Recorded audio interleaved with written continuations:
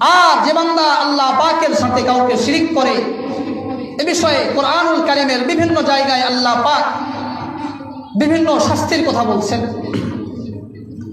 যেমন আল্লাহ পাক এক আয়াতের ভিতরে বলেন, ইন্নাল্লাহা লা ইয়াগফিরু আন ইউশরাকা বিহি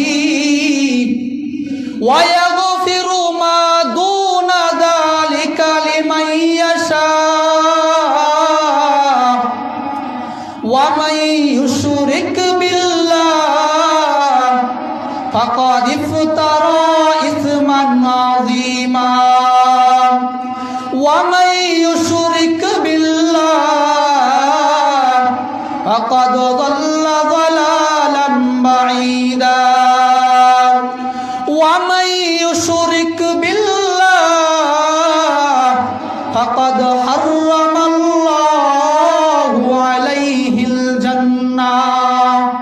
আল্লাহ পাক ডাক দিয়ে বলেন, যেই বান্দা আল্লাহ পাকের সাথে কাউকে শিরিক করবে ওই বান্দাকে পরিভাষায় বলা হয় মুশরিক। আল্লাহ পাক শিরকের মতো জঘন্যতম গুনাহকে ক্ষমা করবেন না, ওই মুশরিক বান্দাকে আল্লাহ পাক কখনো ক্ষমা করবেন না।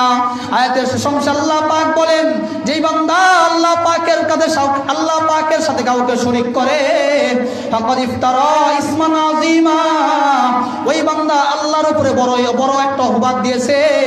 ভিন্ন আয়াতের ভিতরে আল্লাহ পাক বলেন, যেই বান্দা আল্লাহ পাকের সাথে কাউকে শরীক করে ফাকাদ যাল্লা যালালাম বাঈদা, ও বড়ই পথভ্রষ্টতার ভিতরে আছে, ওই বান্দা গোমরাহ হয়ে আছে, ওই বান্দা ভুল পথে হাঁটতেছে।